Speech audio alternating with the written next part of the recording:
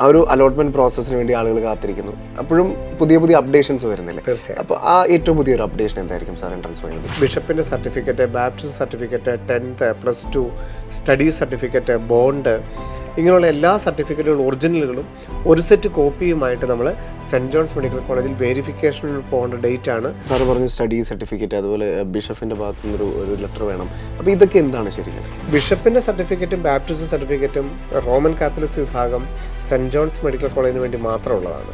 അത് നമുക്ക് ഈ സ്വകാര്യ മെഡിക്കൽ കോളേജുകളുടെ സീറ്റ് വർധനവുമായി ബന്ധപ്പെട്ട് കുറേ കോൺസ്പിറൻസികൾ വരുന്നുണ്ട്, കുറേ ഇല്ലീഗലായിട്ടുള്ള കുറേ കാര്യങ്ങൾ വരുന്നുണ്ട്. അതുകൊണ്ട് അങ്ങനെയുള്ള കാര്യങ്ങളൊക്കെ ബാൻ ചെയ്യണം. ജില്ലാ ആശുപത്രികൾ, താലൂക്ക് ആശുപത്രികൾ, അങ്ങനെയുള്ളത് മെഡിക്കൽ കോളേജുകളായിട്ട് ഡെവലപ്പ് ചെയ്യാം. എന്നിട്ട് അവരെ എഡ്യൂക്കേഷൻ ഇൻസ്റ്റിറ്റ്യൂഷനുകളായി മാറ്റാം, ടീച്ചിങ് ഇൻസ്റ്റിറ്റ്യൂഷനുകളായിട്ട് മാറ്റാം എന്നുള്ള നാഷണൽ മെഡിക്കൽ കമ്മീഷൻ്റെ റിപ്പോർട്ടാണ്.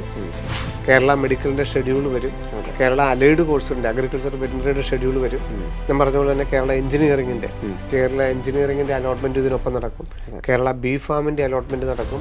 1000-ഓളം കോഴ്സുകൾ, 3.5 ലക്ഷത്തോളം ഡിഗ്രി സീറ്റുകളാണ് CUET വെച്ച് ഫില്ല് ചെയ്യുന്നത്. ഡൽഹി യൂണിവേഴ്സിറ്റിയിൽ 69 കോളേജുണ്ട്. അവിടെ ഏതൊക്കെ പ്രോഗ്രാമുകളാണുള്ളത്, അപ്പം അതിൻ്റെ രജിസ്ട്രേഷൻ ഇപ്പോൾ വരും. ഡൽഹി യൂണിവേഴ്സിറ്റിയുടെ സൈറ്റിൽ നിരന്തരം നോക്കണം. നിരവധി സാധ്യതകൾ ഏതൊരു കുട്ടിക്കും, നീറ്റ് 2025 എഴുതിയ ഏതൊരു കുട്ടിക്കും ഏറ്റവും നല്ല പാഷനായിട്ട് ആറ്റിറ്റ്യൂഡിനനുസരിച്ച് നല്ല പ്രൊഫൈൽ ക്രിയേറ്റ് ചെയ്യാൻ പറ്റുന്ന ധാരാളം പ്രോഗ്രാമുകളുണ്ട്. ചിലരെങ്കിലും ഉണ്ടല്ലോ, ചില കോളേജുകൾ മാത്രമേ നല്ലതുള്ളൂ എന്നങ്ങ് ധരിച്ചു വെച്ചിരിക്കുക. എന്നിട്ട് ഓപ്ഷൻ കൊടുക്കുമ്പോൾ എല്ലാ കോളേജും വെക്കില്ല, കുറച്ച് കോളേജുകൾ അങ്ങ് ഒഴിവാക്കും. കാരണം അത് മോശമാണെന്നങ്ങ് ധരിച്ചു വെച്ചിരിക്കുക. ബ്രില്യൻറ്റിൽ മാത്രം 1600-ൽ പരം കുട്ടികൾ ഈ 530 മാർക്കിനകത്തുണ്ട്, നമുക്ക് മാത്രമുണ്ട്. അപ്പം അത്രത്തോളം നമ്മളുടെ റിസൾട്ട് ബെറ്റർ ആണ്. ഗവൺമെൻറ്റും സെൽഫ് ഫിനാൻസിങ്ങും എല്ലാം വെച്ചിട്ട് അതിൻ്റെ താഴെ NRI വേണമെന്നുണ്ടെങ്കിൽ, NRI പോകണമെന്നല്ല, NRI അങ്ങനെ പോകണമെന്നുണ്ടെങ്കിൽ അതിൻ്റെ താഴെ വെച്ചോണം. പിന്നീടൊരു അവസരം ഒരിക്കലും NRI സീറ്റ് കൊടുക്കാനായിട്ട് ഉണ്ടാവില്ല.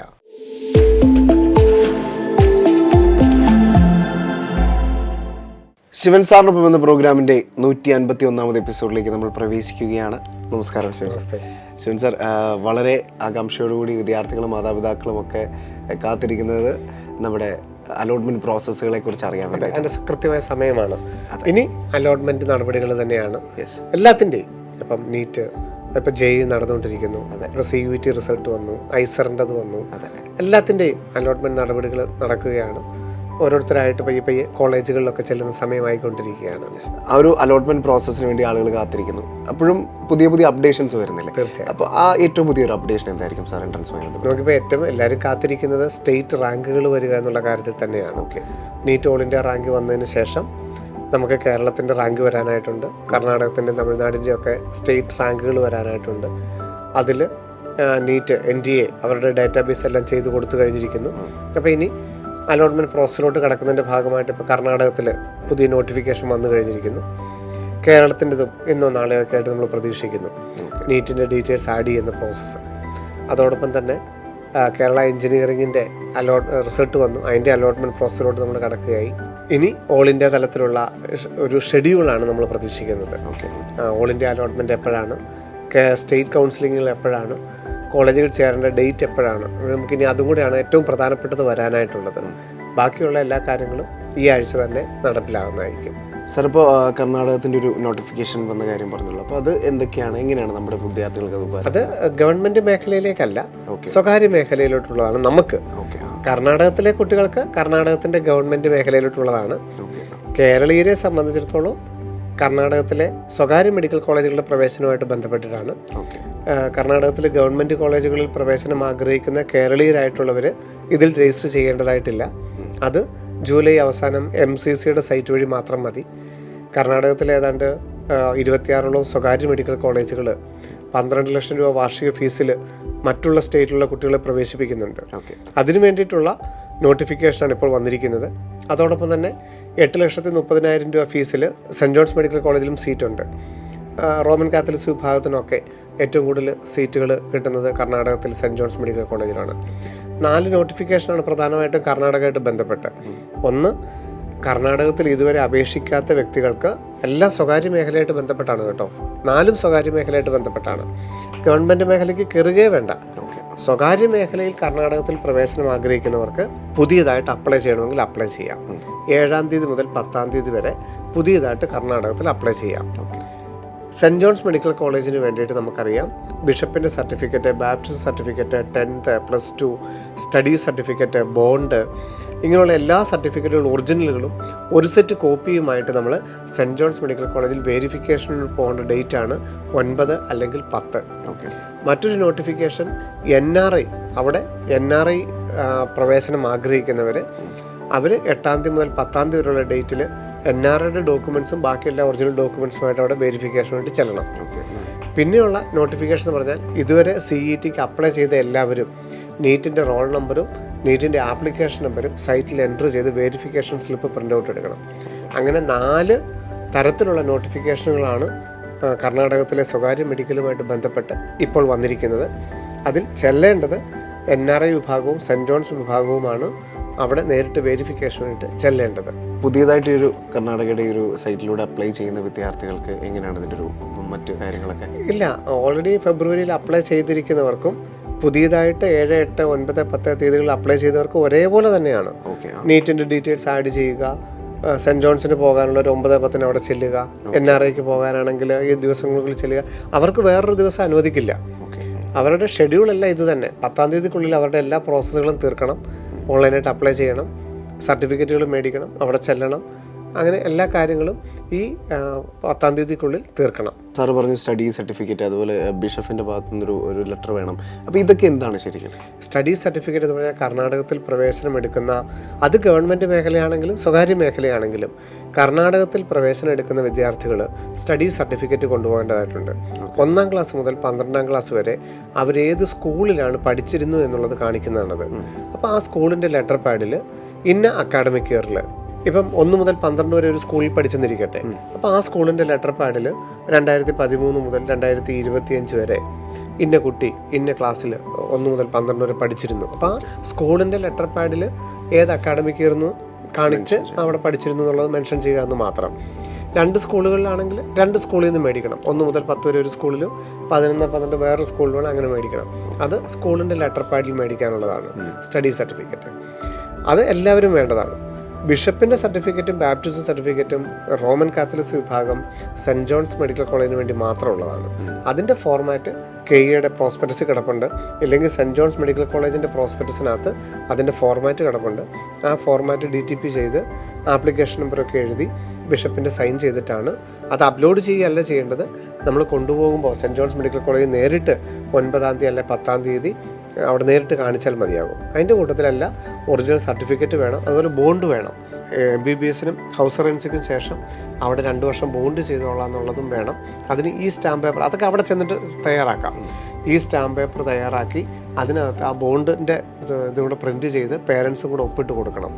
അതെല്ലാമാണ് ഈ 9, 10 തീയതികളിൽ ചെയ്യേണ്ടത്. സാർ, ഇപ്പോൾ സുപ്രധാനമായ ഒരുപാട് നോട്ടിഫിക്കേഷൻസ് വരുന്നൊരു സമയമാണ്. തീർച്ചയായിട്ടും. അപ്പോൾ നമ്മുടെ നാഷണൽ മെഡിക്കൽ കമ്മീഷനുടെ സൈറ്റിൽ ഒരു പുതിയ നോട്ടിഫിക്കേഷൻ വന്നിരിക്കുന്നത്. അതിനെ എങ്ങനെയാണ് നമ്മുടെ വിദ്യാർത്ഥികളും മാതാപിതാക്കളും നോക്കി കാണുന്നത്? ആദ്യത്തെ ദിവസം വന്നത് നമുക്ക് ഈ സ്വകാര്യ മെഡിക്കൽ കോളേജുകളുടെ സീറ്റ് വർധനവുമായി ബന്ധപ്പെട്ട് കുറേ കോൺസ്പിറൻസികൾ വരുന്നുണ്ട്, കുറേ ഇല്ലീഗലായിട്ടുള്ള കുറേ കാര്യങ്ങൾ വരുന്നുണ്ട്. അതുകൊണ്ട് അങ്ങനെയുള്ള കാര്യങ്ങളൊക്കെ ബാൻ ചെയ്യണം, സീറ്റ് വർധനവ് അങ്ങനെയുള്ള കോളേജുകളിൽ വരുത്തേണ്ടതില്ല എന്നൊക്കെയുള്ളൊരു നോട്ടിഫിക്കേഷനായിരുന്നു. പക്ഷേ അത് പ്രതികൂലമായിട്ടല്ല, നമ്മുടെ കേരളീയർക്ക് അതിനൊന്നും കുഴപ്പമില്ല. സീറ്റ് വർധനവ് തന്നെ തീർച്ചയായിട്ടും ഉണ്ടാകുന്നതായിരിക്കും നമ്മൾ ഇതുവരെ വിചാരിക്കുന്നത്. അതിനുശേഷം വന്നിരിക്കുന്നതാണ് ഏറ്റവും പ്രയോജനകരം. കാരണം നമ്മൾ വിദ്യാഭ്യാസ മന്ത്രി ഇന്നലത്തെ പത്രസമ്മേളനത്തിലും പറഞ്ഞതുപോലെ സീറ്റ് വർധനവുണ്ട്. ഗവൺമെൻറ് മേഖലയിലും സ്വകാര്യ മേഖലയിലും സീറ്റ് വർധനവ് ഈ വർഷം തന്നെ ഉണ്ട്. അതിന് ഈ ചെറിയ ഹോസ്പിറ്റലുകളാണെങ്കിലും ഓൾറെഡി റൺ ചെയ്തിരിക്കുന്ന ഇപ്പം ജില്ലാ ആശുപത്രികൾ, താലൂക്ക് ആശുപത്രികൾ, അങ്ങനെയുള്ളത് മെഡിക്കൽ കോളേജുകളായിട്ട് ഡെവലപ്പ് ചെയ്യാം. എന്നിട്ട് അവരെ എഡ്യൂക്കേഷൻ ഇൻസ്റ്റിറ്റ്യൂഷനുകളായി മാറ്റാം, ടീച്ചിങ് ഇൻസ്റ്റിറ്റ്യൂഷനുകളായിട്ട് മാറ്റാം എന്നുള്ള നാഷണൽ മെഡിക്കൽ കമ്മീഷൻ്റെ റിപ്പോർട്ടാണ്.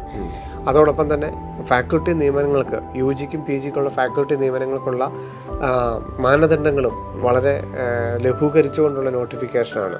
അത് നമ്മുടെ കുട്ടികൾക്ക് ഏറെ ആശ്വാസം പകരുന്നതാണ്. കാരണം ധാരാളം മെഡിക്കൽ കോളേജുകൾ പുതിയത് വരുന്നതിന് വേണ്ടിയിട്ട് ജില്ലാ ആശുപത്രികൾ, എല്ലാ ജില്ലകളിലുമുള്ള ആശുപത്രികൾ, താലൂക്ക് ആശുപത്രികൾ, അങ്ങനെ ഒരുവിധം നമുക്ക് എല്ലാ ഫെസിലിറ്റികളും ഉള്ളതെല്ലാം മെഡിക്കൽ കോളേജുകളാക്കി മാറ്റാം, ടീച്ചിങ് ഇൻസ്റ്റിറ്റ്യൂഷനുകളാക്കാം എന്നുള്ളതാണ്. അത് ആ സീറ്റ് വർധനവ് നിലവിൽ വരും എന്നുള്ളതിൻ്റെ വലിയൊരു സൂചകം തന്നെയാണത്. അതുകൊണ്ട് കൂടുതൽ തന്നെ ധാരാളം ഫാക്കൽറ്റീസ് വേണമല്ലോ. അപ്പോൾ അവരെ നിയമിക്കുന്നതിനുള്ള മാനദണ്ഡങ്ങളൊക്കെ പുതുക്കി നിശ്ചയിച്ചുകൊണ്ടുള്ള നോട്ടിഫിക്കേഷനാണ് അത് രണ്ടും ഈ വർഷം തന്നെ സീറ്റ് വർധനവ് ഗവൺമെൻറ് മേഖലയിൽ വരുമെന്നുള്ള ഉറപ്പായിട്ടുള്ളൊരു മെസ്സേജാണ് നമുക്ക് നൽകുന്നത്. ഇനി അതിനകത്ത് വരാനുള്ളതാണ് ഞാൻ മുമ്പ് പറഞ്ഞതുപോലെ തന്നെ സ്റ്റേറ്റിൻ്റെയും ഓൾ ഇന്ത്യയുടെയും കൗൺസിലിംഗ് ഷെഡ്യൂൾ 1 മുതൽ 4 വരെയുള്ള അലോട്ട്മെൻറ്റുകൾ ഏത് സമയത്താണെന്നുള്ളതിൻ്റെ ഷെഡ്യൂളാണ് അതിനകത്ത് വരാനുള്ളത്. നമുക്കിവിടെ MBBS BDS അതുപോലെ അഗ്രികൾച്ചർ, വെറ്റിനറി, ആയുർവേദം, ഫിഷറീസ്, ഫോറസ്ട്രി പോലെയുള്ളതിൻ്റെ ഷെഡ്യൂള് കേരളത്തിൻ്റെ വെബ്സൈറ്റിലും താമസിയാതെ വരാനായിട്ടുണ്ട്. അപ്പോൾ ഇതൊക്കെയാണ് ഇനി അപ്ഡേറ്റ് ആയിട്ട് വരാനായിട്ടുള്ളത്. സാർ, ഇപ്പോൾ കർണാടകത്തിൻ്റെ വന്നൊരു സ്ഥിതിക്ക് നമ്മുടെ കേരളത്തിൻ്റെ കേരള മെഡിക്കൽ തീർച്ചയായിട്ടും എല്ലാ സ്റ്റേറ്റിൻ്റെയും, കേരളം എന്നല്ല എല്ലാ സ്റ്റേറ്റിൻ്റെയും സ്റ്റേറ്റ് മെഡിക്കൽ റാങ്ക് ലിസ്റ്റ് തയ്യാറാക്കുന്നുള്ള നോട്ടിഫിക്കേഷൻ ഏറ്റവും ഉടനടി തന്നെ ഉണ്ടാകും. കേരളത്തിലും ഉണ്ടാകും. കേരളത്തിൽ ഏറ്റവും അധികം അടുത്ത് തന്നെ നീറ്റിൻ്റെ ഡീറ്റെയിൽസ് എല്ലാവരും, നീറ്റിൻ്റെ ആപ്ലിക്കേഷൻ നമ്പറും റോൾ നമ്പറും കേരളത്തിൻ്റെ സൈറ്റിൽ അപ്ലോഡ് ചെയ്ത് കൊടുക്കാനുള്ള നോട്ടിഫിക്കേഷൻ ഏറ്റവും അടുത്ത് തന്നെ വരും. കേരള മെഡിക്കലിൻ്റെ ഷെഡ്യൂൾ വരും. കേരള അലൈഡ് കോഴ്സിൻ്റെ അഗ്രികൾച്ചർ വെറ്റിനറിയുടെ ഷെഡ്യൂൾ വരും. ഞാൻ പറഞ്ഞ പോലെ തന്നെ കേരള എഞ്ചിനീയറിങ്ങിൻ്റെ അലോട്ട്മെൻറ്റ് ഇതിനൊപ്പം നടക്കും. കേരള ബി ഫാമിൻ്റെ അലോട്ട്മെൻറ്റ് നടക്കും. കേരളത്തിലെ ആർക്കിടെക്ചറിൻ്റെ അലോട്ട്മെൻറ്റുകൾ നടക്കും. അപ്പോൾ ഇതെല്ലാം ജൂലൈ, ആഗസ്റ്റ്, സെപ്റ്റംബർ നമ്മൾ മുമ്പ് പറഞ്ഞിരുന്ന പോലെ തന്നെ ഓപ്ഷനുകൾ കൊടുക്കുക, അലോട്ട്മെൻറ്റ് കിട്ടുക, കോളേജുകളിൽ ചെന്ന് ചേരുക, അത് അപ്ഗ്രേഡ് ചെയ്യുക. അപ്പോൾ ആ ഒരു പ്രോസസ്സിലോട്ട് നമ്മൾ കിടക്കുന്ന സമയമായി. ഇനി അധികം താമസിക്കില്ല, അലോട്ട്മെൻറ്റിലോട്ട് കിടക്കുകയാണ്. പിന്നെ PWD വെരിഫിക്കേഷനാണ് അല്പം താമസിക്കുന്നത്. അത് ഇവിടെ എത്രയും പെട്ടെന്ന് നടക്കണം എന്നുള്ളതാണ് നമ്മളുടെ ആഗ്രഹം. സാർ, അതുപോലെ നമ്മൾ വിവിധ എപ്പിസോഡുകളിലൊക്കെ നമ്മൾ പറഞ്ഞുകൊണ്ടിരുന്ന ഒരു കാര്യമായിരുന്നു, നമ്മൾ എല്ലാ തരത്തിലും നമ്മൾ എൻട്രൻസ് എക്സാമുകൾ എഴുതണം. തീർച്ചയായിട്ടും സാർ വിവിധ എപ്പിസോഡുകളിൽ പറഞ്ഞു.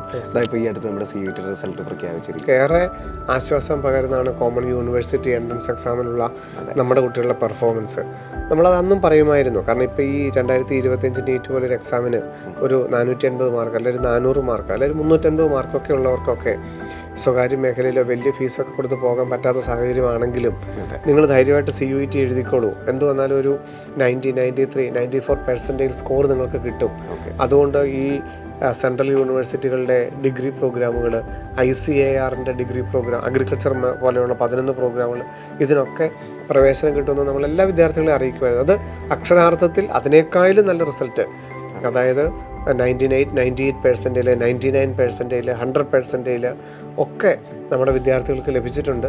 അതിൻ്റെ സീറ്റ് അലോക്കേഷനുകളും ഉടൻ തന്നെ ആരംഭിക്കുന്നതാണ്. സാർ, അപ്പോൾ ഒരുപക്ഷെ അതിനെക്കുറിച്ച് വളരെ ക്ലിയർ ആയിട്ടുള്ളൊരു ഇമേജ് നമ്മുടെ കേട്ടുകൊണ്ടിരിക്കുന്ന പ്രേക്ഷകർക്ക് ഉണ്ടാവില്ല. അപ്പോൾ സാർ അതിനെക്കുറിച്ചൊന്ന് അതിൻ്റെ ഡീറ്റെയിൽസ്. അതെ, തീർച്ചയായിട്ടും കുട്ടികൾക്കും അല്ലെങ്കിൽ രക്ഷിതാക്കൾക്കും അതിനെക്കുറിച്ചൊരു ധാരണക്കുറവുണ്ട്. കാരണം വെച്ചാൽ മുൻ വർഷങ്ങളിൽ 2023 CUETയിൽ അപ്ലൈ ചെയ്യുമ്പോൾ തന്നെ ആയിരുന്നു യൂണിവേഴ്സിറ്റികൾ നമ്മളതിനകത്ത് ആഡ് ചെയ്യുന്നത്. ഡൽഹി യൂണിവേഴ്സിറ്റി, അല്ലെ ഹൈദരാബാദ്, അല്ലെ ICAR, അഗ്രികൾച്ചർ, അങ്ങനെയുള്ള യൂണിവേഴ്സിറ്റി എവിടെയാണ് നമുക്ക് അഡ്മിഷൻ വേണ്ടതെന്നുള്ളതും ഏത് കോഴ്സിനാണ് വേണ്ടതെന്നുള്ളതും നമ്മൾ കൊടുക്കുമായിരുന്നു. പക്ഷേ 2025 CUETയിൽ അങ്ങനെ ഒന്നും ചോദിച്ചിട്ടില്ലായിരുന്നു. നമുക്ക് ഏത് യൂണിവേഴ്സിറ്റിയിലാണ്, ഏത് കോഴ്സിലാണെന്ന് ചോദിച്ചിട്ടില്ലായിരുന്നു. അതിൻ്റെയൊക്കെ പ്രവേശനം തുടങ്ങാൻ പോകുന്നതേ ഉള്ളൂ. അപ്പം ഈ സ്കോർ വെച്ചിട്ട് ഇപ്പം 60% ആകാം, അല്ലെങ്കിൽ 70 ആകാം, 80 ആകാം, 90 ആകാം, 98 ആകാം. എത്ര പെർസെൻറ്റിലുള്ളവർക്കും ഈ സെൻട്രൽ യൂണിവേഴ്സിറ്റികളിലാവട്ടെ, ഡീംഡ് യൂണിവേഴ്സിറ്റികളിലാവട്ടെ, ഡിഗ്രി ഇൻ്റഗ്രേറ്റഡ് പ്രോഗ്രാമുകൾക്കൊക്കെ പ്രവേശനം കിട്ടും. മെഡിക്കലിൻ്റെ, ബയോളജിയുടെ ഒക്കെ ധാരാളം പ്രോഗ്രാമുകൾ, ലാംഗ്വേജ്, ഫോറിൻ ലാംഗ്വേജിൻ്റെ ധാരാളം പ്രോഗ്രാമുകൾ, 1000-ഓളം കോഴ്സുകൾ, 3.5 ലക്ഷത്തോളം ഡിഗ്രി സീറ്റുകളാണ് CUET വെച്ച് ഫില്ല് ചെയ്യുന്നത്. അപ്പം ഒരു സ്റ്റുഡൻറ്റിന് മെഡിക്കലുമായിട്ട് ബന്ധപ്പെട്ട് പോകാനാണെന്നുണ്ടെങ്കിൽ ബയോളജി റിലേറ്റഡ് ആയിട്ടുള്ള സബ്ജക്റ്റുകൾ, സൈക്കോളജി ആയിട്ടുള്ള സംബന്ധിച്ച സബ്ജക്റ്റുകൾ, ഇനി BTech-ഉമായിട്ടുള്ള സബ്ജക്റ്റുകൾ, ഡിസൈനുമായിട്ട് ബന്ധപ്പെട്ടത്, നേഴ്സിംഗുമായിട്ട് ബന്ധപ്പെട്ടത്, ഏത് മേഖലയും CUET വഴി നമുക്ക് അഡ്മിഷൻ എടുക്കാനായിട്ട് സാധിക്കും. അപ്പോൾ അതിൻ്റെയൊക്കെ യൂണിവേഴ്സിറ്റികളെ കുറിച്ചൊന്ന് പഠിക്കുക എന്നുള്ളതാണ് ഇപ്പോൾ ചെയ്യേണ്ടത്. ഡൽഹി യൂണിവേഴ്സിറ്റിയിൽ 69 കോളേജുണ്ട്. അവിടെ ഏതൊക്കെ പ്രോഗ്രാമുകളാണുള്ളത്. അപ്പം അതിൻ്റെ രജിസ്ട്രേഷൻ ഇപ്പോൾ വരും. ഡൽഹി യൂണിവേഴ്സിറ്റിയുടെ സൈറ്റിൽ നിരന്തരം നോക്കണം. അതിൻ്റെ രജിസ്ട്രേഷൻ ഇപ്പോൾ തുടങ്ങിയിട്ട് CUETയുടെ സ്കോറൊക്കെ അപ്ലോഡ് ചെയ്ത് കഴിയുമ്പോൾ ഡൽഹി യൂണിവേഴ്സിറ്റിയുടെ ഒരു റാങ്ക് വരും. അത് കഴിയുമ്പോൾ നമുക്ക് അവിടെ ഓപ്ഷൻസ് കൊടുക്കാൻ സാധിക്കും. അഗ്രികൾച്ചറിനാണ് പ്രവേശനം ആഗ്രഹിക്കുന്നവർ ICAR.admission.in എന്ന വെബ്സൈറ്റ് ഉടനെ ഓപ്പൺ ആവും. അതിനകത്ത് രജിസ്റ്റർ ചെയ്യുക. രജിസ്റ്റർ ചെയ്യുമ്പോൾ CUETയുടെ സ്കോർ അനുസരിച്ച് ICARൻ്റെ റാങ്ക് വരും. അതിനുശേഷം നമുക്ക് agriculture, sericulture, horticulture, biotechnology, fisheries, forestry, agriculture engineering, food technology, dairy technology, അങ്ങനെയുള്ള 11 പ്രോഗ്രാമുകൾക്ക് നമുക്ക് പിന്നീട് ഓപ്ഷൻ കൊടുക്കാനായിട്ട് വരും. ആദ്യം ICAR സൈറ്റിൽ രജിസ്റ്റർ ചെയ്യുക, റാങ്ക് പബ്ലിഷ് ചെയ്യും. റാങ്കിന് ശേഷം ഓപ്ഷനുകൾ കൊടുക്കുക. അവിടെ 4 ഓൺലൈൻ അലോട്ട്മെൻറ്റിലൂടെയാണ് നമുക്ക് ഓൾ ഇന്ത്യ അഗ്രികൾച്ചറിന് പ്രവേശനം നേടുന്നത്. കേരളത്തിലെ അഗ്രികൾച്ചർ ഉൾപ്പെടെയുള്ള ഇന്ത്യയിലെ മുഴുവൻ അഗ്രികൾച്ചർ സീറ്റുകളും 15% ഫില്ല് ചെയ്യുന്നത് CUET സ്കോർ അനുസരിച്ചാണ്. അപ്പം ഒരു കുട്ടിക്ക് എന്താണ് പാഷൻ, എന്താണ് ടേസ്റ്റ് എന്ന് നോക്കുക. ലാംഗ്വേജ് ആണോ പഠിക്കേണ്ടത്, അല്ല ഇതല്ല ഇനി BCom പഠിക്കേണ്ടത്, അല്ലെങ്കിൽ പൊളിറ്റിക്സ് പോലുള്ള സബ്ജക്റ്റ് ആർട്സിലോട്ട് മാറണോ, അതൊക്കെയുള്ള വേദിയാണ് കോമൺ യൂണിവേഴ്സിറ്റി എൻട്രൻസ് എക്സാമിനോട് ലഭിക്കുന്നത്. അപ്പം ഇനിയെങ്കിലും 10th നല്ല മാർക്ക് കിട്ടിയപ്പോൾ ഒരുപക്ഷെ സയൻസ് സബ്ജക്റ്റ് ചേർത്തായിരിക്കാം. അതല്ല പാഷനെങ്കിൽ അവനവൻ എന്താണ് ചെയ്യേണ്ടതെന്നുള്ളതിന് കൃത്യമായിട്ടൊരു ധാരണയുണ്ടെങ്കിൽ അതിനു പറ്റിയ നിരവധി പ്രോഗ്രാമുകളാണ് CUET കിടക്കുന്നത്. CUET സൈറ്റിൽ തന്നെയുണ്ട്, എല്ലാ യൂണിവേഴ്സിറ്റിയും ഉണ്ട്. ആ യൂണിവേഴ്സിറ്റി സെലക്ട് ചെയ്യുക, എന്നിട്ട് അവിടെയുള്ള കോഴ്സിനെ കുറിച്ച് പഠിക്കുക, അതിൻ്റെ സിലബസ് എന്താണെന്ന് പഠിക്കുക, അതിൻ്റെ ഹയർ എഡ്യൂക്കേഷൻ സാധ്യതകളെക്കുറിച്ച് മനസ്സിലാക്കുക. നിരവധി സാധ്യതകൾ ഏതൊരു കുട്ടിക്കും, നീറ്റ് 2025 എഴുതിയ ഏതൊരു കുട്ടിക്കും ഏറ്റവും നല്ല പാഷനായിട്ട് ആറ്റിറ്റ്യൂഡിനനുസരിച്ച് നല്ല പ്രൊഫൈൽ ക്രിയേറ്റ് ചെയ്യാൻ പറ്റുന്ന ധാരാളം പ്രോഗ്രാമുകളുണ്ട്. അത് സെലക്ട് ചെയ്യുകയും അത് ഏറ്റവും ഫീസ് കുറവുമായിരിക്കും. ഇപ്പോൾ സെൻട്രൽ യൂണിവേഴ്സിറ്റിയിലാണെങ്കിൽ ഏറ്റവും ഫീസ് കുറഞ്ഞ് പഠിക്കാനായിട്ട് സാധിക്കും. അതല്ല ഇനി LPU പോലെയുള്ള യൂണിവേഴ്സിറ്റികളിൽ പഠിക്കണമെന്നുണ്ടെങ്കിൽ അങ്ങനെയും സാധ്യതകളുണ്ട്. ഫീസ് കൊടുത്തു പോകാവുന്ന ഡീംഡ് യൂണിവേഴ്സിറ്റികളിലെ കോഴ്സുകളുണ്ട്. അവിടെയും ഇവർക്ക് CUET സ്കോർ വെച്ചിട്ട് രജിസ്റ്റർ ചെയ്യാനായിട്ട് സാധിക്കും. അപ്പം നമുക്ക് നീറ്റും JEEയും കേരള എഞ്ചിനീയറിംഗും ഒക്കെ നമുക്ക് വളരെ ഫെമിലിയറാണ്. കോളേജിനെ കുറിച്ച് നമുക്ക് വ്യക്തമായിട്ട് അറിയാം, കോഴ്സിനെ കുറിച്ച് നമുക്ക് വ്യക്തമായിട്ട് അറിയാം. CUET കുറിച്ച് നമുക്ക് അതറിയില്ല എന്നുള്ളതാണ് രക്ഷിതാക്കളുടെ ഒരു പോരായ്മ, അല്ലെങ്കിൽ അവർക്കത് അറിയാനുള്ള മാർഗമില്ല. അപ്പം അതിന് പകരം CUET സൈറ്റ് ആദ്യം എടുത്തിട്ട് അതിനകത്ത് ഗവൺമെൻറ് സെൻട്രൽ യൂണിവേഴ്സിറ്റികൾ, അർദ്ധ സർക്കാർ, സെൽഫ് ഫിനാൻസിങ് യൂണിവേഴ്സിറ്റികൾ, എന്നിട്ട് അത് ആ ഓരോ യൂണിവേഴ്സിറ്റിയിലും സെലക്ട് ചെയ്യുമ്പം അതിനകത്തുള്ള കോഴ്സുകളുണ്ട്. ആ കോഴ്സുകളുടെ സിലബസുകൾ, അത് എത്ര വർഷമാണ്, എത്ര രൂപ ഫീസാണ്, അങ്ങനെയുള്ളതിനെക്കുറിച്ചൊക്കെ പഠിച്ചിട്ട് അതാത് യൂണിവേഴ്സിറ്റികളിൽ രജിസ്റ്റർ ചെയ്യുക എന്നുള്ളതാണ് ഇനി നടക്കേണ്ടത്. അത് ഈ 2-3 ആഴ്ചക്കുള്ളിൽ നടക്കും. അതിനുശേഷം ഓഗസ്റ്റിൽ അതിനും പ്രവേശനം കിട്ടും. സാർ, അതുപോലെ തന്നെ ഐസർ റിസൾട്ട് വന്നു. എന്നെ സംബന്ധിച്ചിടത്തോളം വളരെ അഭിമാനം നിറഞ്ഞ കാര്യമാണ്. കാരണം ഓൾ ഇന്ത്യ റാങ്ക് 1 അല്ലേ? അതെ, നമ്മുടെ ജസ്വിൻ കുര്യാക്കോസ് 1 ലക്ഷം വിദ്യാർത്ഥികൾ എഴുതിയ എക്സാമിൽ ഓൾ ഇന്ത്യ 1ാം സ്ഥാനത്തേക്ക്. തീർച്ചയായിട്ടും ജസ്വിൻ്റെ ഒരു ഗുണം എന്താണെന്ന് ചോദിച്ചാൽ എഴുതിയതെല്ലാം JEE main, JEE advanced, NEET, IISER, Kerala engineering എല്ലാം 2025 ടോപ്പറായി മാറി എന്നുള്ളതാണ്. കാരണം സയൻസിലും മാത്സിലും ആ കുട്ടി ഏറ്റവും മിടുക്കനായിരുന്നു. അപ്പോൾ തീർച്ചയായിട്ടും ഒരു ഐസറിൻ്റെ സാധ്യതകൾ, അല്ലെങ്കിൽ അങ്ങോട്ടേക്കുള്ള ഒരു പ്രവേശന രീതിയൊക്കെ കുറിച്ച് അറിയാൻ ആഗ്രഹിക്കുന്നവരുണ്ടാവുമല്ലോ. ഐസറിൻ്റെ പരീക്ഷ വെച്ചിട്ട് ഈ വർഷം ഏറ്റവും അധികം സാധ്യതകൾ 7 ഐസറുകളിലെ പ്രോഗ്രാമുകളാണ്. 5 ഇയർ BSMS പ്രോഗ്രാമുണ്ട്, ഡ്യുവൽ ഡിഗ്രി പ്രോഗ്രാമുണ്ട്, 4 ഇയർ BS പ്രോഗ്രാമുകളുണ്ട് ഐസറുകളിൽ തന്നെ. അതിൻ്റെയൊക്കെ ചോയ്സ് ഫില്ലിംഗ് നടന്നുകൊണ്ടിരിക്കുകയാണ്. നാളെ 7-ാം തീയതി വരെയാണ് എൻ്റെ ഡേറ്റുകൾ. അപ്പം 7 ഐസർ, മൊഹാലി, ഭോപ്പാൽ, പൂനെ, കൊൽക്കത്ത, തിരുവനന്തപുരം, തിരുപ്പതി, ബരാറമ്പൂർ, അങ്ങനെ 7 ഐസറുകളിൽ ഈ കോഴ്സുകൾക്കൊക്കെ അവർക്ക് ഓപ്ഷൻ കൊടുക്കാം. ഇതുകൂടാതെ IIT മദ്രാസിലെ മെഡിക്കൽ എഞ്ചിനീയറിംഗ് പ്രോഗ്രാമിന് അവർക്ക് രജിസ്റ്റർ ചെയ്യാം. IIT മദ്രാസിലെ BS കെമിസ്ട്രി പ്രോഗ്രാമിന് അവർക്ക് രജിസ്റ്റർ ചെയ്യാം. IIT ഗുവാഹട്ടിയിലെ പ്രോഗ്രാമിന് അവർക്ക് രജിസ്റ്റർ ചെയ്യാം. IISc ബാംഗ്ലൂരിലെ 4 ഇയർ BSMS പ്രോഗ്രാമിന് അവർക്ക് രജിസ്റ്റർ ചെയ്യാം. ഇതെല്ലാം ഐസർ വെച്ചിട്ടുള്ള സാധ്യതകളാണ്. ഇപ്പോൾ ജസ്വിൻ കുര്യാക്കോസിന് ISc പഠിക്കണമെന്നുണ്ടെങ്കിൽ ISc ബാംഗ്ലൂരിൽ പഠിക്കാം. അതല്ല IIT മദ്രാസിലാണ് പഠിക്കേണ്ടതെങ്കിൽ അദ്ദേഹത്തിന് JEE അഡ്വാൻസ് വെച്ചത് കിട്ടിയിട്ടുണ്ട്, ഐസർ വെച്ചിട്ടും കിട്ടും, അവിടെ പഠിക്കാം. അല്ലെങ്കിൽ NIT പഠിക്കണമെന്നുണ്ടെങ്കിൽ JEE മെയിൻ റാങ്ക് ഉണ്ട്, അതും പഠിക്കാം. ഇനി CET പഠിക്കണമെങ്കിൽ കേരള എഞ്ചിനീയറിങ്ങിനകത്ത് ആദ്യത്തെ 10 റാങ്ക് ഉണ്ട്, അപ്പോൾ അതിലും പഠിക്കാം. അപ്പം ഐസറിൻ്റെ സാധ്യതകൾക്കനുസരിച്ച് ഓപ്ഷൻ കൊടുക്കേണ്ടത് ഇപ്പോൾ ICER.admission.in എന്ന വെബ്സൈറ്റ് വഴി ഇപ്പം നടന്നുകൊണ്ടിരിക്കുന്നു. അതിനകത്ത് ചോയ്സുകൾ ഫില്ല് ചെയ്താൽ മാത്രം മതി. ബാക്കിയുള്ള പ്രോഗ്രാമുകൾക്ക് അതാത് വെബ്സൈറ്റുകൾ വഴി അപ്ലൈ ചെയ്യുകയും ചെയ്യണം. സാർ, ഇപ്പോൾ കേരള എഞ്ചിനീയറിംഗിൻ്റെ ഒരു അലോട്ട്മെൻറ്റ് പ്രോസസ് ആയിരിക്കും ഏറ്റവും ആദ്യം നടക്കുന്നത്. അതെ അതെ, എഞ്ചിനീയറിംഗും അതിനോടൊപ്പം B.Pharm വരാനുണ്ട്, BArch വരാനുണ്ട്. എഞ്ചിനീയറിംഗ് ആയിരിക്കും ആദ്യം വരാൻ പോകുന്നത്. ഓക്കെ, അപ്പോൾ അതൊന്ന് കുറച്ചുകൂടി വ്യക്തമാക്കാം. അത് 4 റൗണ്ടുകളാണുള്ളത്. അതിനകത്ത് ആദ്യത്തെ 1ഉം 2ഉം റൗണ്ട് ഹയർ ഓപ്ഷൻ റൗണ്ടുകളാണ്. അതായത് ആദ്യത്തെ എഞ്ചിനീയറിംഗിനാണെങ്കിൽ 2000 രൂപയാണ് രജിസ്ട്രേഷൻ ഫീസ്. 2000 രൂപ അടച്ചിട്ട് നമ്മൾ രജിസ്റ്റർ ചെയ്യുന്നു. നമ്മൾ മെഡിക്കൽ പോലെ തന്നെയാണ്. ഇവിടെ ഗവൺമെൻറ് മേഖലയുണ്ട്, അർദ്ധ സർക്കാർ മേഖലയുണ്ട്, സ്വകാര്യ മേഖലയുണ്ട് എഞ്ചിനീയറിംഗിന്. ആ എഞ്ചിനീയറിംഗ് കോളേജുകളിൽ ഓപ്ഷൻ കൊടുക്കാനായിട്ട് ഒരവസരമേ ഉള്ളൂ.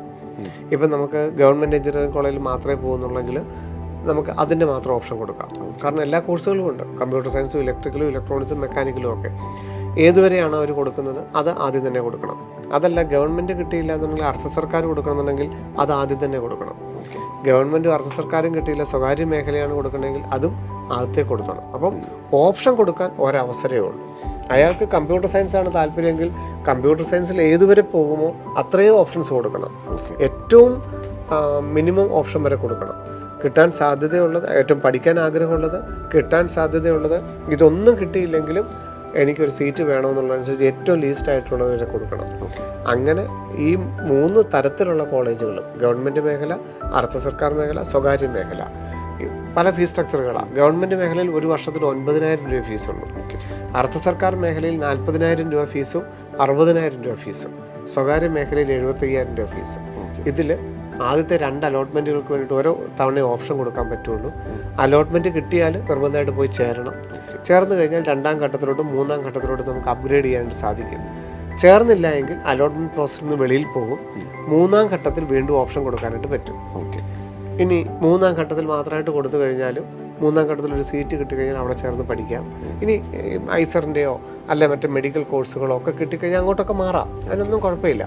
ബോണ്ടൊന്നും ഇല്ലല്ലോ എഞ്ചിനീയറിങ്ങിന്. അപ്പം ഇൻ കേസ് ഒരാൾക്ക് ഒരു അഡ്മിഷൻ കിട്ടിയിട്ട് മാറണം തോന്നിയാലും മാറാം. അതിന് കുഴപ്പമൊന്നുമില്ല. ഇപ്പോൾ എഞ്ചിനീയറിംഗ് ആദ്യം ഓപ്ഷൻ കൊടുക്കുന്നത് നല്ലത് തന്നെയാണ്. ബി.ഫാമിൻ്റെ അലോട്ട്മെൻറ്റ്, അതുപോലെ മെഡിക്കൽ അലൈഡ് കോഴ്സുകളുടെ കൂട്ടത്തിൽ, അഗ്രികൾച്ചർ, വെറ്ററിനറി, ആയുർവേദത്തിൻ്റെ കൂട്ടത്തിൽ കേരള ബി.ഫാം അലോട്ട്മെൻറ്റ് നടക്കും. ഏതാണ്ട് ഒരു 5,000 റാങ്കിന് അടുത്ത് വരെയുള്ളവർക്ക് ഗവൺമെൻറ് ബി.ഫാം കിട്ടും 3ാമത്തെ അലോട്ട്മെൻറ്റൊക്കെ ആകുമ്പോഴേക്കും. അത് കേരള അലൈഡ് കോഴ്സിൻ്റെ കൂടെ ആഗസ്റ്റിലായിരിക്കും അലോട്ട്മെൻറ്റ് നടക്കുന്നത്. കേരള ബി.ഫാമിലും കേരള എഞ്ചിനീയറിംഗിൽ ആദ്യത്തെ 5 നമുക്കുണ്ട്. അതുപോലെ തന്നെ ബി.ഫാമിൻ്റെ ഫസ്റ്റ് റാങ്കും നമ്മുടെ കുട്ടിയുണ്ട്. അനഹാനിൽ ബി.ഫാമിൻ്റെ ഫസ്റ്റ് റാങ്ക്. അപ്പം അവർക്കും അലൈഡ് കോഴ്സിൻ്റെ കൂടെ ഓപ്ഷൻ കൊടുക്കാനായിട്ട് സാധിക്കും. സാർ, ഇപ്പോൾ കേരള എഞ്ചിനീയറിംഗിൻ്റെ ഓപ്ഷൻസ് കൊടുക്കുമ്പോൾ നമ്മളെല്ലാം തന്നെ കൊടുക്കണം എന്നുള്ളൊരു കാര്യം. ഓപ്ഷൻ കൊടുക്കാനായിട്ട് ആദ്യത്തെ 2 അലോട്ട്മെൻറ്റുകൾ കിട്ടും. ഒരൊറ്റ അവസരമേ ഉള്ളൂ. അല്ലാതെ ഈ ഫസ്റ്റ് അലോട്ട്മെൻറ്റ് കിട്ടിയില്ലെങ്കിൽ നമുക്ക് സെക്കൻഡ് അലോട്ട്മെൻറ്റിൽ ഓപ്ഷൻ കൊടുക്കാം എന്ന് വിചാരിച്ചാൽ കേരള എഞ്ചിനീയറിംഗിന് പറ്റില്ല. അപ്പോൾ നമ്മൾ കേരള മെഡിക്കലിലേക്ക് എത്തുമ്പോൾ ഇതുപോലെ തന്നെയാണ് ഓപ്ഷൻസിനെ പരിഗണിക്കേണ്ടത് എങ്ങനെയാണ്? അവിടെ 2 തരത്തിലുള്ള അലോട്ട്മെൻറ്റ് നടക്കുന്നത്. ഒന്ന് MBBS BDS മാത്രം. MBBSൻ്റെ ഗവൺമെൻറ്, MBBSൻ്റെ സ്വകാര്യ മേഖല, BDSൻ്റെ ഗവൺമെൻറ്, BDSൻ്റെ സ്വകാര്യ മേഖല.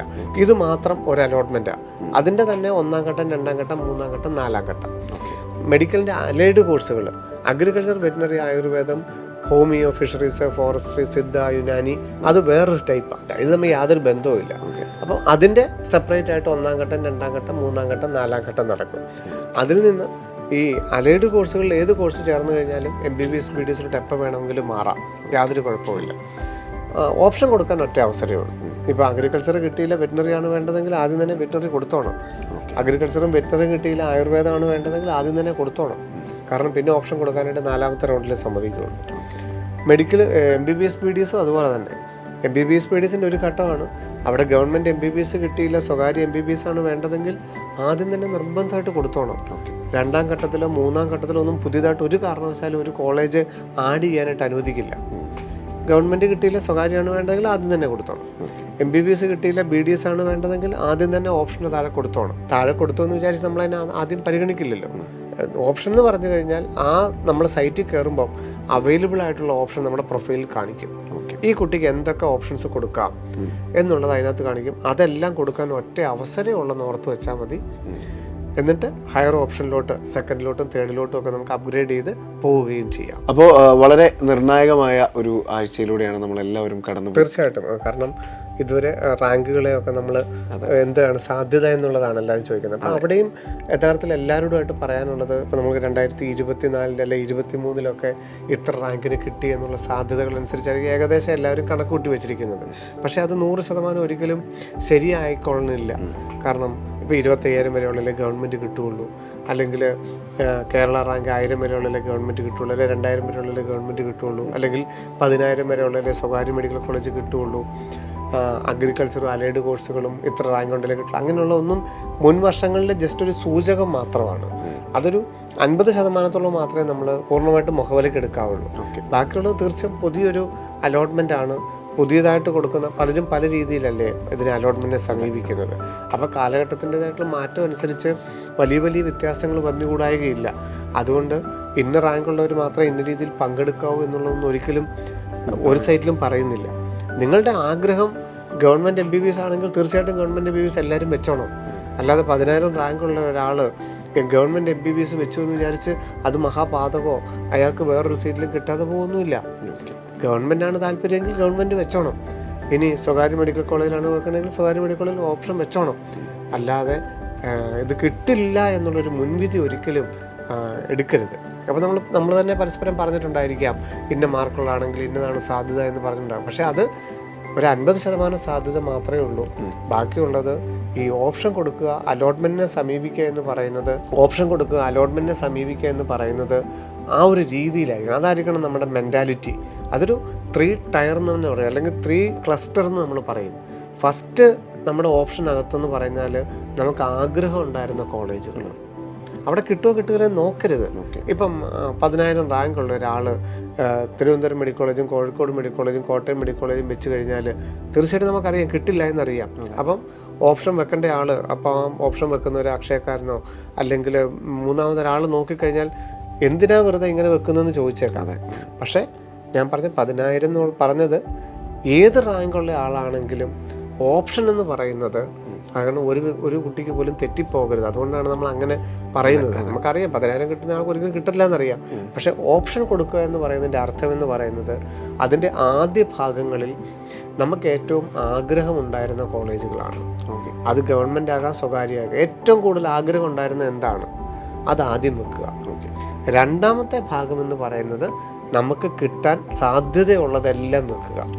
കിട്ടാൻ സാധ്യതയുള്ളത് കുറച്ചല്ല, പലരും ഇപ്പം നമ്മളിപ്പോൾ തന്നെ അടുത്ത് വരാൻ പോകുന്ന പല എപ്പിസോഡുകളിലും ചർച്ച ചെയ്യാൻ പോകുന്ന അതാണ്. ചിലരെങ്കിലും ഉണ്ടല്ലോ, ചില കോളേജുകൾ മാത്രമേ നല്ലതുള്ളൂ എന്നങ്ങ് ധരിച്ചു വെച്ചിരിക്കുക. എന്നിട്ട് ഓപ്ഷൻ കൊടുക്കുമ്പോൾ എല്ലാ കോളേജും വെക്കില്ല, കുറച്ച് കോളേജുകൾ അങ്ങ് ഒഴിവാക്കും. കാരണം അത് മോശമാണെന്ന് അങ്ങ് ധരിച്ചു വെച്ചിരിക്കുക. എന്നിട്ട് അത് ഓപ്ഷൻ കൊടുക്കില്ല. അവസാനം ഒന്നും കിട്ടുകയില്ല. ഇപ്പോൾ ഒരു 8,000 റാങ്കുള്ള ആൾ അല്ലെങ്കിൽ 10,000 റാങ്കുള്ള ആൾ എല്ലാ ഓപ്ഷനും വെക്കില്ല. അല്ലെ ഓൾ ഇന്ത്യ ലെവലിൽ 25,000 റാങ്കുള്ള ആൾ എല്ലാ കോളേജും വെക്കില്ല. കാരണം അവർ അങ്ങനെ മോശമാണെന്ന് വിചാരിച്ചിരിക്കുക. എന്നാൽ പോകാൻ പറ്റാത്തതുണ്ടാവും, കാരണം ദൂരം കൊണ്ടുപോയിരിക്കാം. അങ്ങനെയൊക്കെ വെക്കരുത്. എന്നിട്ട് അലോട്ട്മെൻറ്റ് കിട്ടാതെ വരുമ്പോഴത്തേക്കും അയ്യോ കഴിഞ്ഞ വർഷം ഇങ്ങനെ ഇത്ര റാങ്കിന് കിട്ടിയിരുന്നതാ, ഞാൻ ഓർത്ത് എനിക്ക് കിട്ടുമായിരുന്നു വിചാരിച്ചാണ് ഞാൻ ആകപ്പാടെ 4 ഓപ്ഷനെ വെച്ചിട്ടുണ്ടോ. അങ്ങനെ ഒരിക്കലും പറയരുത്. ഓപ്ഷൻ എന്ന് പറയുന്നത് രണ്ടാമത്തെ ഭാഗത്തിൽ നമുക്ക് കിട്ടാൻ അർഹതയുള്ളതെല്ലാം വെച്ചോണം. അതിനകത്ത് നമ്മൾ പിശുക്ക് കാണിക്കരുത്. എല്ലാ ഓപ്ഷൻസും വെച്ചോണം. ഒരു കാരണവശാലും ഞാൻ പോകുന്നില്ല എന്നുണ്ടെങ്കിൽ വെക്കണ്ട, ശരി. പക്ഷെ അല്ലാത്തടത്തോളം മുഴുവൻ ഓപ്ഷൻസും വെക്കണം. കാരണം ഇതൊക്കെ നമ്മൾ പറഞ്ഞാൽ പോലും ഞാൻ പറയുകയാണ്, നമ്മൾ വരുന്ന എപ്പിസോഡുകളിൽ കുറേ കുട്ടികളെങ്കിലും പറയാൻ പോകുന്നത് ഈ പറഞ്ഞ പോലെ ചില കോളേജുകൾ ഒരു ഓപ്ഷൻ വെക്കാതിരിക്കുന്നുണ്ട്, അലോട്ട്മെന്റ് കിട്ടൂല. പ്രത്യേകിച്ചും ഫസ്റ്റ് അലോട്ട്മെന്റ് ഒന്നും കിട്ടൂല. അപ്പോഴത്തേക്ക് അവർ പേടിച്ചു പോകും. അയ്യോ കഴിഞ്ഞ വർഷം അങ്ങനെ അല്ലായിരുന്നല്ലോ, കഴിഞ്ഞ വർഷം ഈ റാങ്കിന് കിട്ടിയിരുന്നതാണ്, അതോർത്തുകൊണ്ട് ഞാൻ ആകെപ്പാടെ 10 ഓപ്ഷനെ വെച്ചുള്ളൂ. അതുകൊണ്ട് കിട്ടുകയില്ല എന്ന് നോക്കരുത്. പോകാൻ താല്പര്യമുണ്ടെങ്കിൽ, പഠിക്കാൻ ആഗ്രഹമുണ്ടെങ്കിൽ കിട്ടാൻ സാധ്യതയുള്ള മുഴുവൻ കോളേജുകളും അതിൻ്റെ പ്രയോറിറ്റിയിൽ പോകാൻ താല്പര്യം, ഏറ്റവും കുറഞ്ഞ താല്പര്യമുള്ളത് അവസാനം വെച്ചേക്കണം. അവസാനം വെച്ചെന്നോർത്ത് കുഴപ്പമില്ല, മുകളിലുണ്ടെങ്കിൽ കിട്ടുമല്ലോ. അപ്പോൾ അത് രണ്ടാമത്തെ ഭാഗത്ത് താല്പര്യത്തിനനുസരിച്ച് കിട്ടാൻ സാധ്യതയുള്ളതെല്ലാം ഉൾപ്പെടുത്തുക, മുഴുവൻ കോളേജ് ഉൾപ്പെടുത്തുക. മൂന്നാമത്തെ ഭാഗത്ത് ഇതൊന്നും നമുക്ക് കിട്ടിയില്ല എങ്കിൽ നമുക്ക് എന്തിനാണോ താല്പര്യം അത് മൂന്നാമത്തെ ഭാഗത്ത് മാക്സിമം കൊടുക്കുക. കാരണം ഈ ഓപ്ഷൻ കൊടുക്കാൻ ഒരവസരമേ ഉള്ളൂ. ഈ 5,000 റാങ്ക്, 6,000 കേരള മെഡിക്കൽ റാങ്ക് 5,000, 6,000, 10,000 ഒക്കെ ഉള്ളവർ കുറച്ച് കോളേജുകൾ മാത്രം ഓപ്ഷൻ കൊടുക്കും. എന്നിട്ട് ഫസ്റ്റ് അലോട്ട്മെൻറ്റിൽ ഒരു സീറ്റും കിട്ടൂല. പേടിച്ചു പോകും. അയ്യോ ഞങ്ങൾക്ക് കഴിഞ്ഞ വർഷം കിട്ടിയില്ല, ഇനി എന്ത് ചെയ്യും? അലോട്ട്മെൻറ്റ് കിട്ടിയില്ല കുഴപ്പമൊന്നുമില്ല, അടുത്ത അലോട്ട്മെൻറ്റ് പരിഗണിച്ചോളും. പക്ഷേ ഒരു സീറ്റ് കിട്ടണമെന്ന് ആഗ്രഹിക്കുന്നവർ മാക്സിമം ഓപ്ഷൻ വെക്കുക എന്നുള്ളതാണ് എൻ്റെ രീതി. ഒന്നാമത്തെ ഭാഗത്തുകളിൽ നമ്മുടെ ഓപ്ഷൻ ലിസ്റ്റിൻ്റെ ഒന്നാമത്തെ ഭാഗത്തിൽ ഏറ്റവും ആഗ്രഹമുള്ളത്, രണ്ടാമത്തെ ഭാഗത്ത് നമുക്ക് കിട്ടാൻ സാധ്യതയുള്ളത്, അതിനകത്തുള്ള എല്ലാ ഓപ്ഷൻസ്. ഇതൊന്നും കിട്ടിയില്ലെങ്കിലും എനിക്ക് ഈ വർഷം ഇന്ന കോഴ്സിൽ പഠിക്കണമെങ്കിൽ ഏറ്റവും ലീസ്റ്റ് ആയിട്ടുള്ളത് അവസാനത്തെ ഭാഗത്ത് ഉൾപ്പെടുത്തണം. ഇങ്ങനെയാണ് നമ്മൾ ഓപ്ഷനെ സമീപിക്കേണ്ടത്. അത് MBBS മാത്രമല്ല, അഗ്രികൾച്ചർ ആണെങ്കിലും വെറ്റിനറി ആണെങ്കിലും എൻജിനീയറിംഗ് ആണെങ്കിലും ഐസർ ആണെങ്കിലും നൈസർ ആണെങ്കിലും ഏതാണെങ്കിലും CUET ആണെങ്കിലും ഒക്കെ നമ്മൾ ഓപ്ഷൻ എന്ന് പറയുന്നത് പിശുക്ക് കാണിക്കരുത്. പോകാൻ താല്പര്യമുള്ള കോഴ്സും കോളേജും മാക്സിമം ഉൾപ്പെടുത്തണം. പിന്നീട് അത് വെക്കാനായിട്ട് ഒരവസരവും ഉണ്ടാവുകയില്ല. അപ്പോൾ സാർ നമ്മൾ പറഞ്ഞതുപോലെ തന്നെ ഈ വർഷവും മികച്ച പ്രകടനം കാഴ്ചവെച്ചത് 2025 ഏറ്റവും അഭിമാനാർഹ വിജയം തന്നെയാണ്. JEE main, JEE advanced, Kerala engineering, NEET, CUSAT, CUET, IISER, തീർച്ചയായിട്ടും എഴുതിയ എല്ലാ എൻട്രൻസുകളും ഈ മേഖലയുമായിട്ട് ബന്ധപ്പെട്ട് physics, chemistry, maths, biology, designing, architecture, B Pharm, അങ്ങനെ ഏത് മേഖലയുമായിട്ട് ബന്ധപ്പെട്ടെങ്കിലും നമ്മുടെ കുട്ടികൾ ഏറ്റവും നല്ല കുട്ടികൾ ഇവിടെ ഉണ്ടായിരുന്നു എന്നുള്ളത് തന്നെയാണ്. അവരേറ്റവും കഠിന പ്രയത്നം ചെയ്തു. അപ്പം അവർക്കെല്ലാം തന്നെ ഏറ്റവും ഉന്നതമായ ഒരു വിജയം കരസ്ഥമാക്കാൻ സാധിച്ച വർഷം തന്നെയാണ് 2025. ഇപ്പോൾ ഈ വർഷം തന്നെ നോക്കൂ, ഏത് മേഖല എടുത്തു കഴിഞ്ഞാലും 6ഓളം ഫസ്റ്റ് റാങ്കുകളാണ് ഈ മേഖലയിൽ എല്ലാത്തിൻ്റെയും ഫസ്റ്റ് റാങ്കുകളാണ് നമ്മുടെ കുട്ടികൾ നേടിയെടുത്തിരിക്കുന്നത്. മറ്റൊരിടത്ത് പോലും ആ ഒരു ടോപ്പേഴ്സിനെയോ അല്ലെങ്കിൽ ഇത്രയും ഒരു വിജയ ശതമാനമോ ഒരിടത്തും നമുക്ക് പറയാനായിട്ടില്ല. അതാണ് നമ്മുടെ വിക്ടറി ഡേക്ക് ഇത്രയധികം ഒരു ആകർഷണീയത ഉണ്ടാകുന്നത്. കാരണം ടോപ്പേഴ്സ് ഉള്ളപ്പോഴാണല്ലോ അതിൻ്റെ ഒരു മഹത്വവൽക്കരിക്കപ്പെടുന്നത്. സാറ് എല്ലാ തവണയും വിക്ടറി ഡേക്ക് ഞങ്ങൾ കാണുന്ന ഒരു കാഴ്ചയാണ്. ശിവൻ സാറ് മുന്നിൽ നിന്ന് ഓരോ കാര്യങ്ങളൊക്കെ വളരെ വ്യക്തമായിട്ട് ഗൈഡ് ചെയ്യാറുണ്ട്. അതുകൊണ്ട് തന്നെ ഞാൻ ചോദിക്കുകയാണ്, വിക്ടറി ഡേ എവിടെ വരെയായി? മെഡിക്കൽ വിക്ടറി ഡേ ഈ വരുന്ന 12-ാം തീയതി അറ്റ്ലസ് കൺവെൻഷൻ സെൻറ്ററിൽ വെച്ചിട്ടാണ്. യഥാർത്ഥത്തിൽ ബുർലിൻ്റെ മാനേജ്മെൻറ്റിൻ്റെ ആഗ്രഹം എല്ലാ കുട്ടികളെയും, കാരണം അവരുടെ കഠിന പ്രയത്നം നമ്മൾ കണ്ടതാണ്. അതിനകത്ത് വിജയ പരാജയങ്ങളൊന്നും നമ്മളങ്ങനെ നോക്കാറില്ല. എല്ലാവരും ആദരിക്കപ്പെടേണ്ടവർ തന്നെയാണ്. പക്ഷെ നമുക്കറിയാം നമ്മുടെ സ്ഥലപരിമിതികൾ മൂലം നമ്മൾ കുറച്ച് പേരെ മാത്രമേ നമുക്ക് അതിനകത്ത് ഉൾക്കൊള്ളിക്കാൻ സാധിച്ചിട്ടുള്ളൂ. അപ്പം അത് ഗവൺമെൻറ് മേഖലയിൽ മാത്രം അഡ്മിഷൻ കിട്ടുന്നതിൽ തന്നെ ഒരു പകുതി കുട്ടികളെ മാത്രമേ നമുക്ക് അവിടെ ഉൾക്കൊള്ളിക്കാനായിട്ട് സാധിക്കുകയുള്ളൂ. കാരണം അതിനുള്ള വേദിയേ ഉള്ളൂ. അല്ലെങ്കിൽ പിന്നെ വലിയ നമുക്ക് സ്റ്റേഡിയങ്ങൾ മാത്രം അങ്ങനെയൊക്കെ എടുത്ത് നമുക്ക് നടത്താനേ പറ്റുള്ളൂ. നമുക്ക് കേരളത്തിൽ അവൈലബിൾ ആയിട്ടിരിക്കുന്ന സോഴ്സ് അനുസരിച്ച് നമുക്കൊരു 10,000 പേരോളം വരുന്ന ഒരു ഓഡിറ്റോറിയം നമുക്കിപ്പോൾ നിലവിലുള്ളൂ കേരളത്തിൽ. അത് ഏറ്റവും വലുത് അറ്റ്ലസ് തന്നെയാണ് താനും. അപ്പോൾ അവിടെ മെഡിക്കൽ വിഭാഗത്തിൽ ഗവൺമെൻറ് മേഖലയിൽ പ്രവേശനം കിട്ടാൻ സാധ്യതയുള്ള 25,000 വരെയുള്ളവരെ നമുക്കിപ്പം ക്ഷണിക്കാനായിട്ട് സാധിച്ചിട്ടുള്ളൂ. യഥാർത്ഥത്തിൽ മനസ്സുകൊണ്ട് ഗവൺമെൻറ് മേഖലയാണെങ്കിലും സ്വകാര്യ മേഖലയാണെങ്കിലും ഡീംഡ് മേഖലയാണെങ്കിലും ഒരേ കോഴ്സിനാണ് പ്രവേശനം നേടുന്നത്. ഒരേ വാല്യൂ സർട്ടിഫിക്കറ്റാണ് കിട്ടേണ്ടത്. അവരൊന്നും വേർതിരിക്കപ്പെടേണ്ടവരല്ല, ഒരേപോലെ തന്നെ ആദരിക്കപ്പെടേണ്ടവർ തന്നെയാണ്. പക്ഷേ നമുക്ക് നമ്മുടെ ഒരു ലിമിറ്റ് വെച്ചിട്ട് നമുക്ക് അത്രേ പറ്റുന്നുള്ളൂ.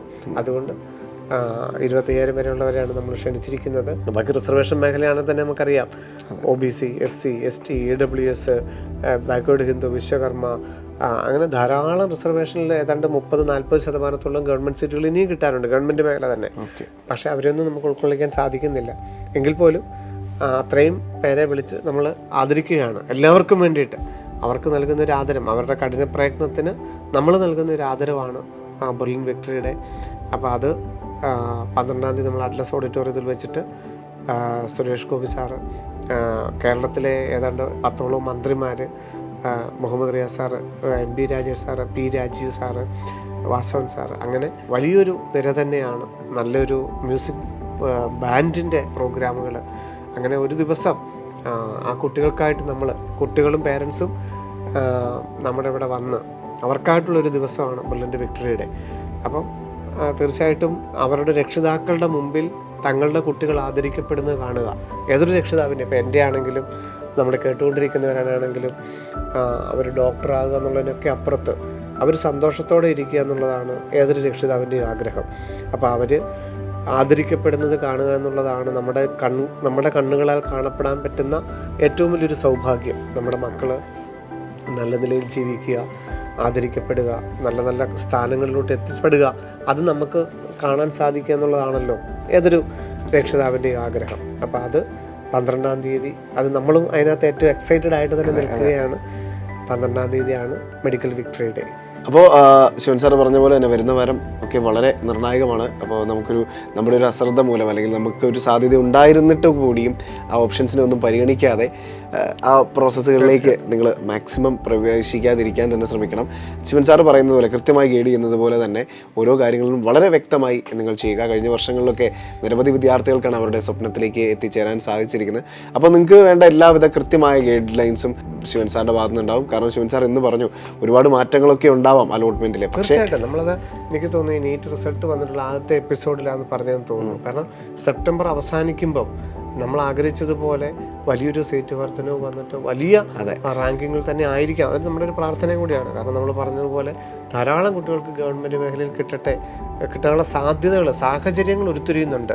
വളരെ പോസിറ്റീവായിട്ടുള്ള സാഹചര്യങ്ങൾ വരുന്നുണ്ട്. അങ്ങനെ വരട്ടെ എന്നുള്ളതാണ് നമ്മുടെ ആഗ്രഹം. യെസ്. അപ്പോൾ ഏറ്റവും അധികം റിസൾട്ട് ഉള്ളത് ബെർലിനിലാണ്. അപ്പോൾ നമ്മൾ തന്നെ ഏറ്റവും കൂടുതൽ പ്രാർത്ഥിക്കും നമ്മുടെ കുട്ടികൾ തന്നെ ഏറ്റവും അധികം പ്രവേശനം നേടട്ടെ എന്നുള്ളത്. അപ്പോൾ അതാണ് ഇപ്പോൾ സംഭവിച്ചുകൊണ്ടിരിക്കുന്നത് അല്ലേ? ഇപ്പം കർണാടകയുടെ അവരുടെ ആ നീറ്റിൻ്റെ ഡേറ്റാബേസ് അനുസരിച്ച് കർണാടകത്തിൽ മാത്രം അപ്ലൈ ചെയ്ത കുട്ടികളുടെ നോക്കുമ്പോൾ നമ്മുടെ ഈ 25,000 റാങ്കിനകത്ത് 1338 കുട്ടികളെ കർണാടകത്തിലാകെ. കർണാടകത്തിന്റെ ജനസംഖ്യ 7 കോടിക്ക് അടുത്തങ്ങാണ്ടാണ്. കേരളത്തിൽ 3 കോടി ജനങ്ങളേ ഉള്ളൂ.